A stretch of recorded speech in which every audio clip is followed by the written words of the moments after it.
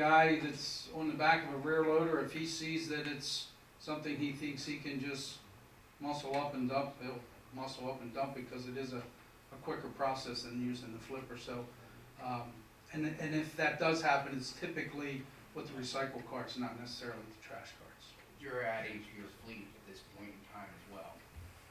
We have 4 brand new trucks that are in our yard right now that are going through inspection and certifications and licensing and registrations, that we'll have those on the streets next 2 to 3 weeks. And I understand they're the same kind that you're Same using kind, with yes, this, sir. the front bucket. Yep. Thank you. And Tom, to be fair, from a resident's perspective, I know there were comments obviously about the transition and you expect some bumps in the road. Just to show you the spectrum, in my particular case, the toters were removed from Republic Services when anticipated. The toters were delivered from Waste Management when anticipated, and my collections have not missed a beat, and the toters have been returned every time behind the curb line. So it goes to show that Waste Management does have the commitment to fulfilling their contract, and I appreciate you coming tonight and your patience. Where they know your address. Oh, yeah. Thank you. Thank you, Tom. That was nice of you to come in. Still with the audience. Anybody else? Yes. Hello. Good to see you. Roland Breyer, 3986 Brookridge Drive. Just for feedback, I wanted to let you guys know that we appreciate the ability to opt out of the carts. Our property would give us 2 options if we had to have the carts: put them on our front porch or drag them up and down the hills that go to the woods from the street. And as my wife likes to say, I'm not 40 anymore, and I'm not 50 anymore, and I'm not 60 anymore, so we appreciate that. What development are you in? Thank you. Roland, what development are you in? Ridgeland. Okay. And by the way, There's a couple hills there, you're right. How are the streets in Ridgeland? the streets are fantastic. Great. Both the surfacing and the waste management pickups. Thank you. Yeah, glad you like it. Does make a difference, doesn't it? Those repaved streets. Yeah, it does. Still with the audience. Anything else?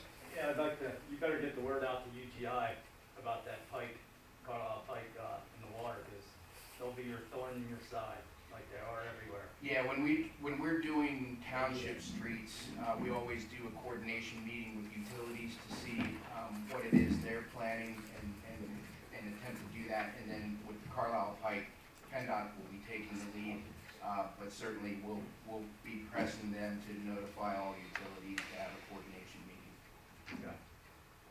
Okay, the audience all done? All right, I have one or two things to go around.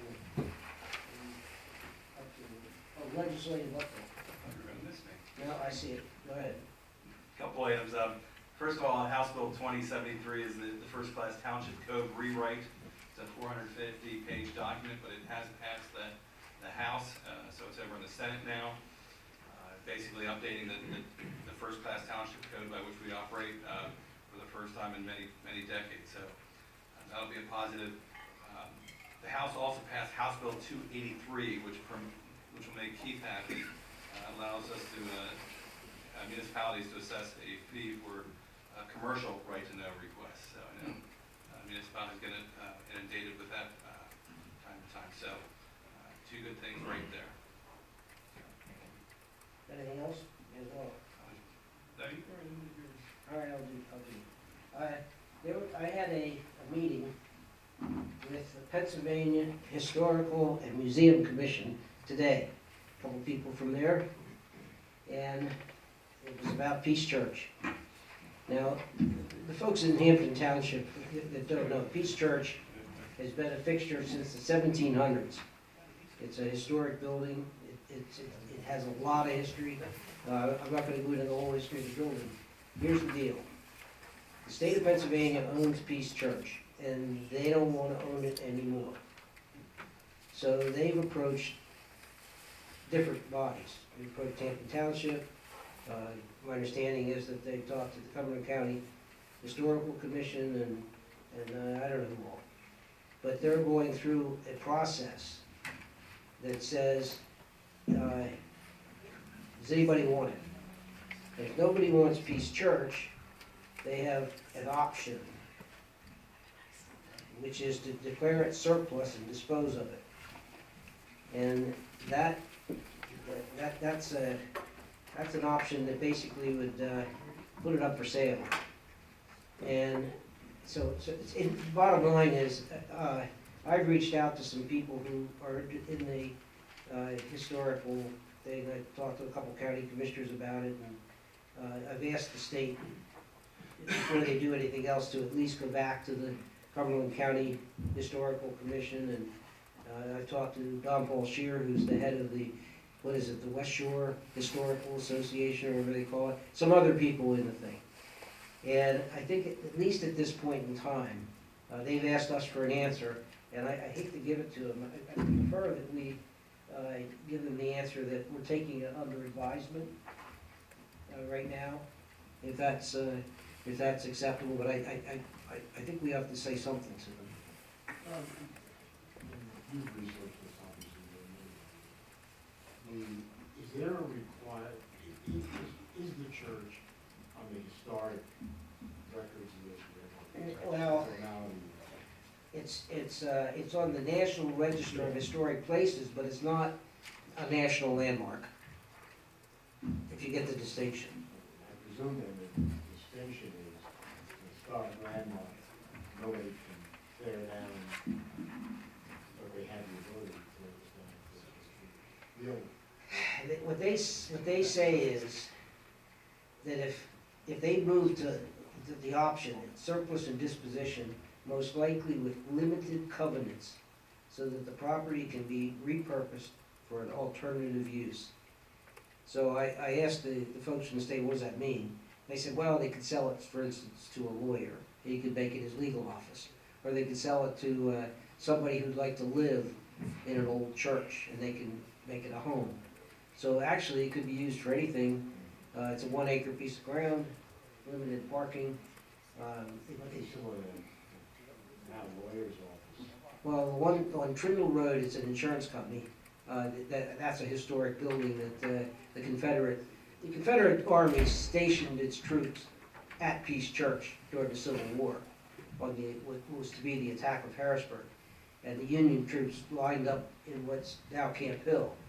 So they were facing off each other, and the cannons were situated on Peace Church's grounds, and they were firing cannons for about 48 hours before they were pulled back to Gettysburg. So anyhow, it has a lot of history in addition to that, back to the early days of the country. And a lot of folks, I'm sure, in Hampden Township would not like to see it discontinued as a place that has a lot of meaning. So in any event, I'd like the Museum Commission, I asked them, what are you going to do? I mean, the board apparently voted, I went back through their minutes, and it was a unanimous vote back in 2014, I think it was, to get rid of it. So here we are at 2020, and they still haven't been able to get rid of it. And it's a little tricky getting rid of it, because they would have to go to the legislature, because the legislature voted it in, they'd have to vote it out. So they'd probably have to go to the legislature and see if the legislature would approve getting rid of it. That's one of the reasons I think they've come to Hampden Township. They go to county, they go to everybody and say, does anybody want the thing? To give you an idea of the cost of a building like that, I got the information. Over the last 15 years, the state has spent $434,386 to keep the building up. And that's over and above the Friends of Peace Church, which I'm on the board of.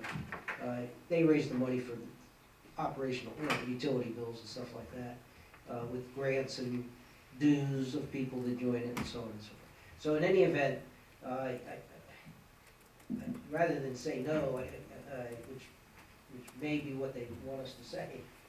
I thought maybe what you might wanna do is say we'll take it under advisement and think about it for a while, which will give some of the folks that I've been talking to some time to, I talked to Craig Kaba, some of us know Craig Kaba, Don Paul Shear, some of us know Don Paul Shear, and I talked to a couple of county commissioners, so I put the word out to as many people, anybody else that knows people that might be interested, or have people interested. I would think a historical organization would be the right owner for a building like that, rather than a county or a township, but, you know, still, any thoughts?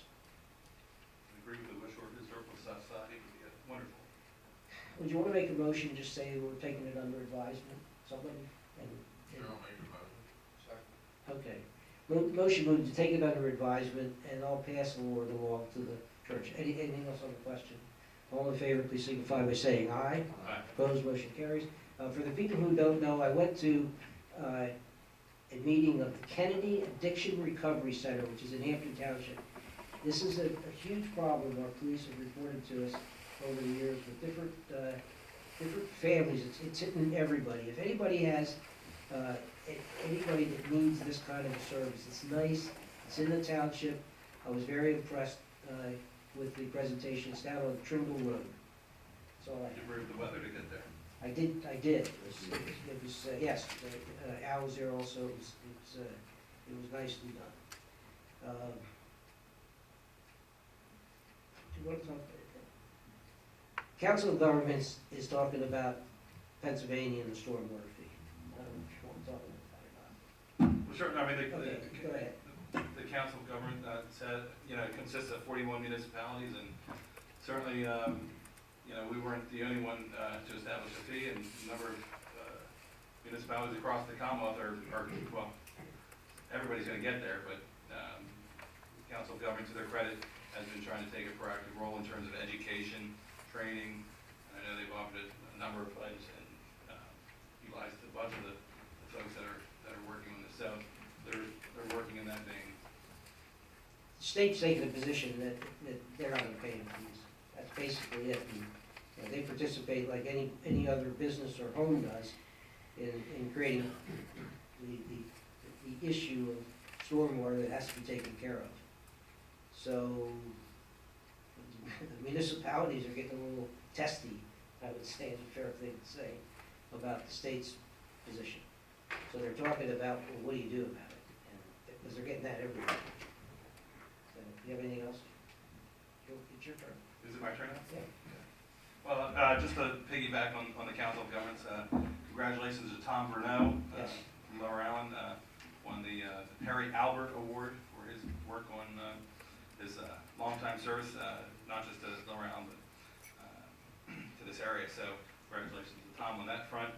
A number of us went to their annual dinner, and very nice. In terms of the public safety aspect, we are working on applying for a federal SAFER grant for our fire companies in terms of recruitment and retention. So we'll keep you posted as this thing develops. And I did pass along your request, set a backup date for Halloween. It should get canceled. So Al, now that you're the delegate, you get to carry that water from here on out. Those are two things. I'm going to stay on as the Public Safety Committee Chair, and Al's going to be the regular delegate to the meetings. So that's it with COG, and then on to the fire company. Thanks for everybody that came out to their annual banquet. Our volunteer fire company responded to 909 calls in 2019.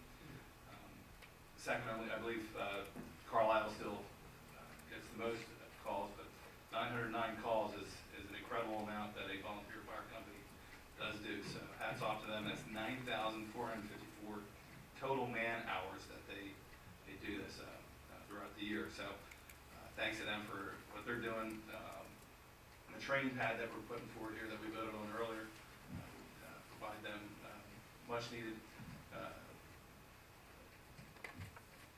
exercise for doing training and not having to leave the station to do it. So if there is a call, they're not having to go out of service on that front when they do training.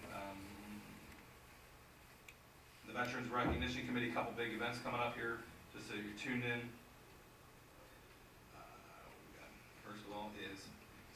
here. Shamrock Shuffle, March 22nd. I believe I forwarded information on that one. So this will be the fifth 5K race at Hampden Park. So again, March 22nd. If you don't want to run, there's still opportunities to volunteer at that or enjoy the camaraderie. March 29th will be their Vietnam War Remembrance Ceremony at 2 p.m. April 4th, I am organizing another shred day. So we didn't have one in 2019, but we did in 2018 and 2017. So it will be on Saturday, April 4th from 10 to 12, and I'll continue to give you details as that develops. And then, thanks to John. John and I have met on a number of occasions with a couple folks in terms of Cumberland Area Economic Development. Jamie Keener, speaking with, he's doing the job there, but has a number of ideas of what we can pursue. And he's very interested in making sure that we're taking advantage of proper programming. Marina Kelly, we met with from DCD, and she's in charge of has been involved with a number of programs, including their strategic planning program that Silver Spring Township took advantage of. Spoke with Teresa Everly the other week, or ran into her, and she, of course, gave me the positive news on that. So perhaps that's something that we ought to consider, Keith, and if you can continue to bounce around from your end, and we'll see whether that's something that we can put into play here as well. And we just met with Rebecca Yerrick from Cumberland County Housing. While there's, we're talking about some other projects she's involved with, like the downtown program services, which tries to attract a destination type front. So, a bunch of good conversations that we have had, and we'll continue to update and see where we can go from there. Nate, is the Shred Day event far enough along for Dave to include an article in the next newsletter? When are you planning? When's the deadline for the next newsletter? Yeah, pretty much. I'll send you something tonight. And I can get it in tomorrow, yeah. No problem. I'm sorry, did you already, you submitted it to the printer today? No, well, I did, but I can still pull it back. All right. Outstanding, thank you. Yeah, we'll get it in. John, what's your thoughts here then on, in terms of the Smith Drive, in terms of, so we're gonna look at a consultant here for that. I know we've had a number of folks, approach us on various items, and we've, I've had some conversations on a potential dog park. What's your thoughts on how we proceed here? Okay, what's the timing on the grant? April, my recollection is April 22nd for some reason. The application? But recognize that the award comes much later. For example, we're just now executing the award for the grant that was applied for in the prior calendar year. Exactly. So it may not be something that's underway if you're waiting for funding in 2020. However, there's funding in the budget to proceed without the grant application if you wish. That's the reason it's timely that he brings up the timing of what we're gonna do as a board. What I was thinking, I think we had talked about, was having a workshop meeting just on that subject sometime in April, May. If that fits. But does that work for the schedule of the application? Well, the application's due April 22nd. If the board meets, we can do the application, Okay. but do you need the board to have already addressed the subject, or do you just want to put in the application for the study? Follow the decision. It would just be the study because you're not yet convinced as to what amenities you want to have constructed out at that facility. Right. So a consultant would be retained to work with the board and survey your thoughts and ideas on park improvements, probably public outreach similar to the pool feasibility study, getting input from the sports organization and community as to what they perceive the needs to be, and then developing a conceptual sketch of the site. And then you use that as your basis for developing bid specifications So the next round of grants. for going out to construction, either in a phased or complete improvement. So let me give it a try and we'll see if this works. If we have a meeting, say, in the study, move ahead with, if we have a meeting, say, in April, where the board gets together to talk about the various ideas that might be useful for another park. Could the different associations have their input to us by April? It's gonna be way premature, I mean, if you're gonna have that kind of a workshop, I'd recommend you wait until you have your planner in place so that they can participate in that and absorb that knowledge and incorporate it into their study. Agreed. So what are we talking about then? If you're going for a grant for the study, you're likely not doing an evaluation of park improvements in 2020. If you want to proceed. We're gonna apply in April, we're gonna get the grant in September, October, we're gonna sign the paperwork December, January. A year from now, you're actually going to be doing the study. Okay, well, that's what we need But, to know, but, somebody's but timeline.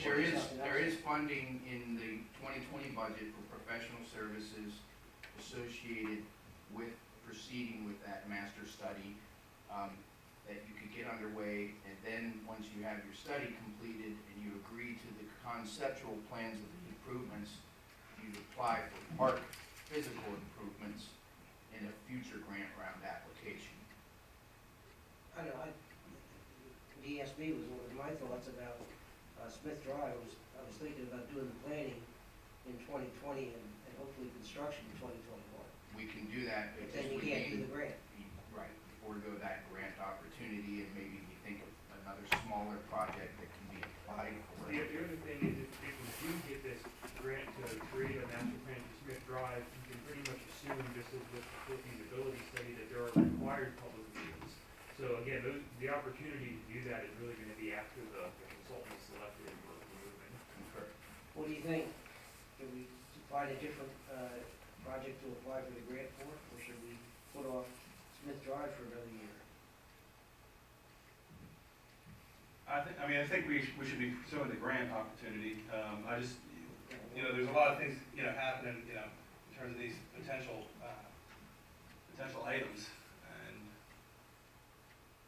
Well, I mean, just wanna make sure. If we defer going for the grant, it just defers the whole project, exactly. assuming we want grant relief, not to spend total taxpayer dollars. But, there could be some other possible improvement that staff could brainstorm on, like, another trail extension, which would be a much smaller project, but still a benefit to the community if it could be accomplished. Maybe not a small project. I mean, we're talking about what can we do on Woodsville Road, which we've been talking about for forever. Yeah, I don't think that would fit into the DCNR Growing Greener grant application requirement. A trail along Woodsville Well, Road. it must be a trail to the church, Yeah, that's what I was thinking.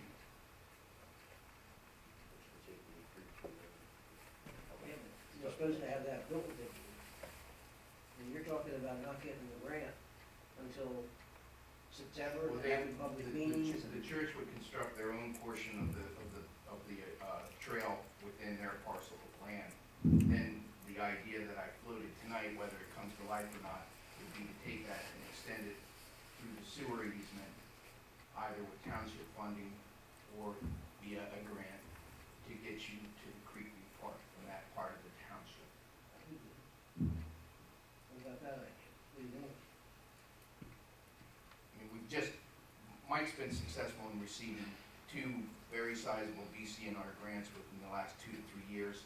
Suspect whether or not we'd be successful in another large grant application. So if you got another smaller idea, one that I could float tonight, but I'd staff it and get additional input on other ideas, would be extension of that trail. Well, let's keep some of these things, let's float some of these ideas about here for. Because you have the money for the Smith Drive to But in the move meantime, forward. right. And I think by having your master study done, instead of the old adage of you're just gonna do a study and didn't do nothing with it, you probably have a stronger application saying, we did the study, this is what we're committed to, and now we want money to construct it.